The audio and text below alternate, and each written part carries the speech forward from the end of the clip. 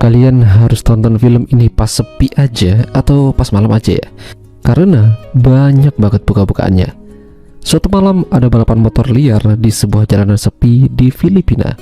Layaknya di Konoha, banyak anak-anak muda yang memacu adrenalin mereka dengan balapan motor seperti ini, sekalian ngetes apakah motor mereka kenceng atau enggak.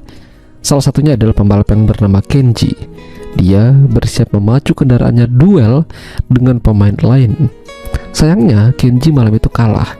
Padahal udah hampir finish, tapi dia kalah sama pemain baru di balapan motor tersebut. Yang bikin malu lagi, ternyata lawannya itu adalah seorang perempuan. Spike selaku bos Kenji kesal dan memarahinya. Kenapa hal ini bisa terjadi? Kalahnya sama cewek lagi. Spike dikenal punya reputasi tim motor yang jarang kalah, tapi malam itu mereka benar-benar dipermalukan sama pendatang baru.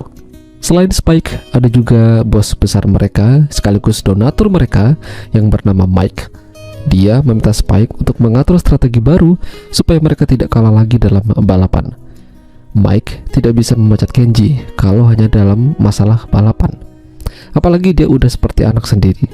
Jadi Mike dan Spike mendatangi sebuah bengkel di mana seorang pemuda yang bernama Nico berada dan seorang montir. Jadi ceritanya, Nico ini adalah kekasih dari pembalap cewek yang mengalahkan Kenji kemarin malam. Intinya, Spike ingin mengajak atau merekrut ceweknya Nico untuk gabung ke tim mereka. Tapi syaratnya Nico juga harus ikut karena sudah satu paket. Akhirnya, keesokan harinya mereka datang ke bengkel Spike. Nico dan pacarnya yang bernama Mika disambut baik oleh mereka. Mereka bersedia menjadi bagian tim, dan sebagai hadiah mereka dikasih motor. Lumayan lah bisa buat jalan-jalan ke mall. Tak lama datanglah seorang tante-tante semok bernama Glenda. Dia ini kekasihnya Spike. Duitnya banyak dan tajir.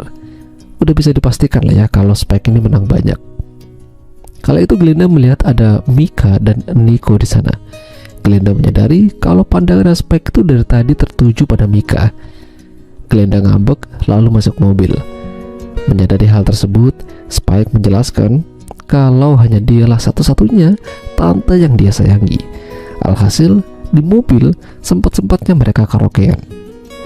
Setelah itu, barulah Glenda agak tenang dan mulai menyapa Mika dan Nico sembari mengucapkan selamat datang dan selamat bergabung di tim motor Spike.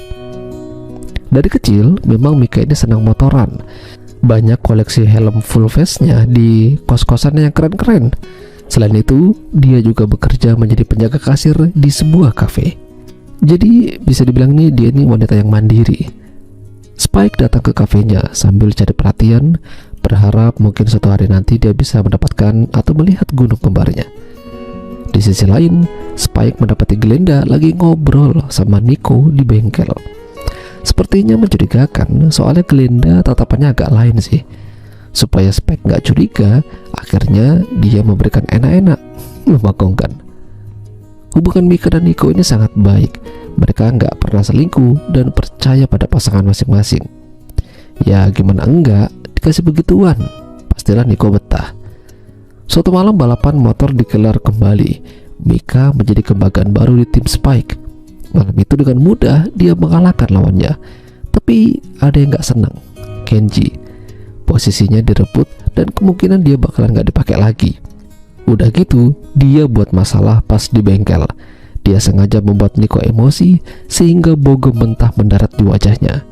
Sejak kejadian itu, bos Mike mengusirnya dari tim. Gak mau lagi lihat wajahnya.